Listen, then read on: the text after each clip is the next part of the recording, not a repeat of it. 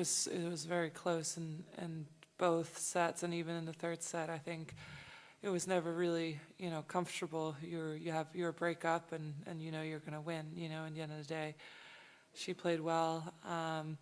I played well in big parts of the match, and of course, I had some chances there in the second set to close it out in two, but it wasn't to be. And then, obviously, it's not easy once you're out of the tournament. But I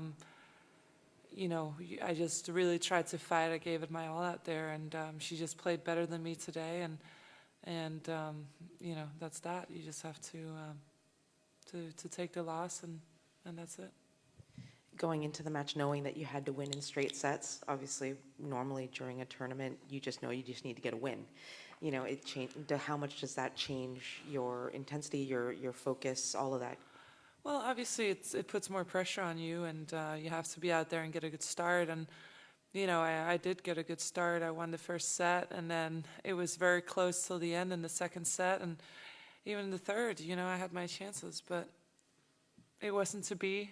There was a few points here or there that maybe could have changed, and it would have been a different scenario, but it wasn't to be today, and that's just it. I can be proud of how I've been fighting all week. I can be proud of my season this year, and I can be proud of not giving up at any point and just fighting till the end.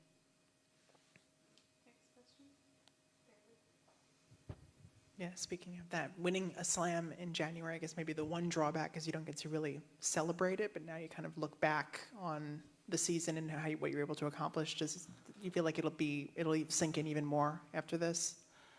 Well, I think most of the slams you get to celebrate because there's a long time before the next one.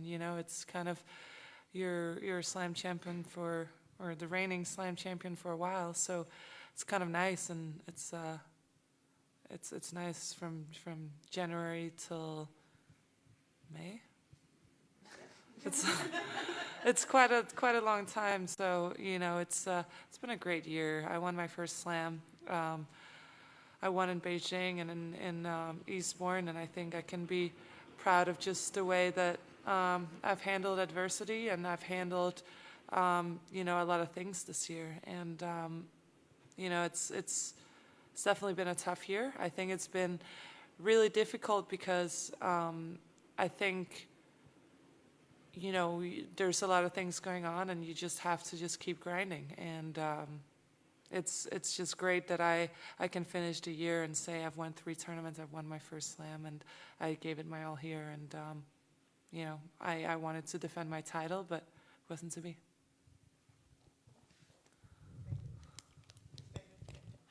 Do you consider this the best year of your career? I would, because I won my first slam, and it's something that I've fought for a very long time. I got back to number 1, which is something that I've also fought for a very long time. I think it was 6 years since my last stint at number 1. So to get back there, I think is so tough, and it's a long road, and I'm very proud of being able to do that again. So I would say that this is my best year. Caroline, you kind of mentioned, difficult times throughout the year, and at the same time it being your best season of your career. What were the kind of tough times, if you can reveal, in terms of what really was the struggle, I suppose? Well, if I have to be honest, I think after Wimbledon, I wasn't feeling well. I thought it was just a flu. I was on vacation and I wasn't feeling good. And I was like, it's fine. I'm going to get over it. I go to Washington. Knees are hurting. My leg is hurting. I'm like, okay, well, just move on.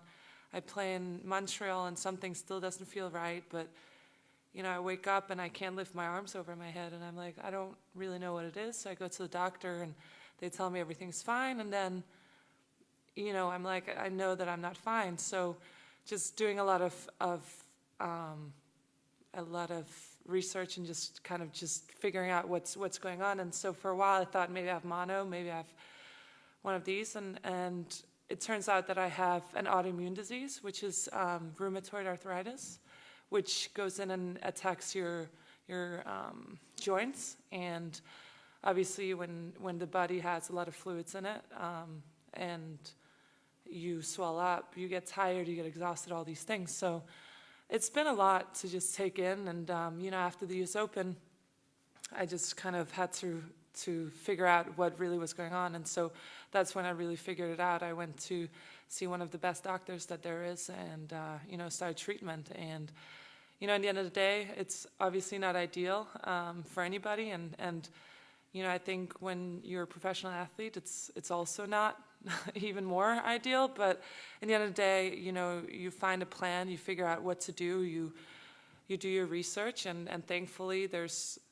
great things now that you can do to it and do about it, and you just kind of move on from it and work through it and figure out how to deal with it and live with it. And that's that. And I'm very proud of how I've been so positive through it all and just kind of tried to not let that hinder me. And I think I didn't want to talk about it, obviously, during the year because I don't want to give anyone the edge or thinking that I'm not feeling well. But I've been feeling well. You learn how to just cope after matches. Some days you wake up and you can't get out of bed, and you just have to know that's how it is. But other days you live and you're fine. You don't even feel like you have it. So it's a lot. It's something that now I'm happy that I'm done with the season, and you can just kind of control it a little bit more and figure out really a plan on how to control it even better in the future.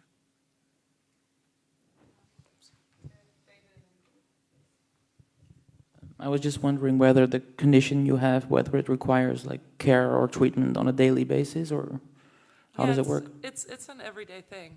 It's something that it's an autoimmune disease, so you're basically your immune system, instead of fighting the bacteria and everything that comes in or wants to come into your body, it mistakes your own body for being the disease. So it goes in and attacks itself. So it's something that you just have to deal with every single day, and you have to listen to your body every single day and see what's going on today. There's some medications that can help you, and that they've done an incredible job even from 10, 15, 20 years ago till now. The medication has really improved, so that's amazing.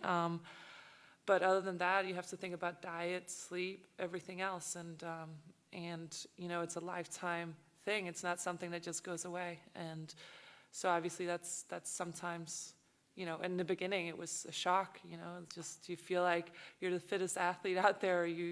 That's in my head, that's what I'm known for. And all of a sudden you have this to work with. So it is what it is, and you just have to be positive and work with it, and there's ways that you can feel better, so that's great. And Caroline, just in terms of getting that news, and I mean, I can only presume it was a bit of a stunner, but were there any concerns, I guess, going forward about your career, about what you could do and all that? And what advice did you get? Did you reach out to anybody to kind of get a better idea of what you're dealing with? Yeah, I think, obviously, I think, I got kind of the news before the U.S. Open, and then once we kind of did a bunch of things, a bunch of tests for all sorts of things, and they're like, we just have to say these are definitely not the things, and then you can kind of try and figure out what it could be. And honestly, I didn't want to look it up. I didn't want to Google it because I was like, if you Google stuff, you feel like you're going to die. And so I was like, before the U.S. Open, I'm just going to do my regular thing, do my regular routine, and then just after the U.S. Open, I'll figure it out. And after the U.S. Open, after the match, I was kind of just pissed. And so I'm like, okay, I'm going to Google it.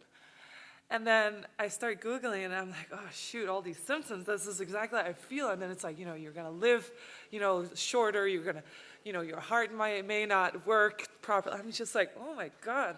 And so I go to the doctor, and I'm like, is this true? And she's like, no, don't worry. Like, you're good. We're going to figure it out. And, it's obviously something that you need to know and you need to get sorted. And once you get it sorted, thankfully, I know my body so well, so I knew that there was something not right. A lot of people wait, and then they feel a little better, and then they feel worse, and they just think maybe they're just tired or maybe something is just hurting. But I caught it somewhat early, so that's great. And you know, you can go into, some people can go into remission, and some people, it just stops the disease and it's just right there, and it's not going to get worse. So that's, or if it does, it's slowly. So, you know, the medicine now is so amazing, so I'm not worried about it. So that's great. And yeah, you just have to be aware, that's all.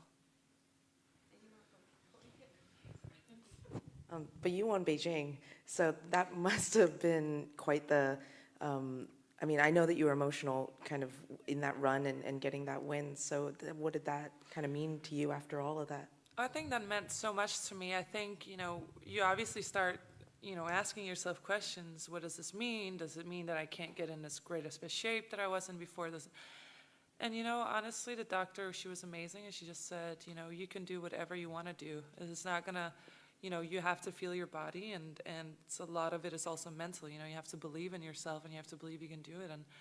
And you know, obviously winning in Beijing was huge, and it also gave me the belief that nothing is gonna set me back. I'm gonna work with this, and this is how it is, and I can do anything. So hopefully that's also gonna be, you know, I'm sure I know there's a lot of people in the world fighting with this, and hopefully I can be, you know, someone they can look up to and say, you know, if I can do this, then they can too, and you know, you just kind of have to get together and pull each other up.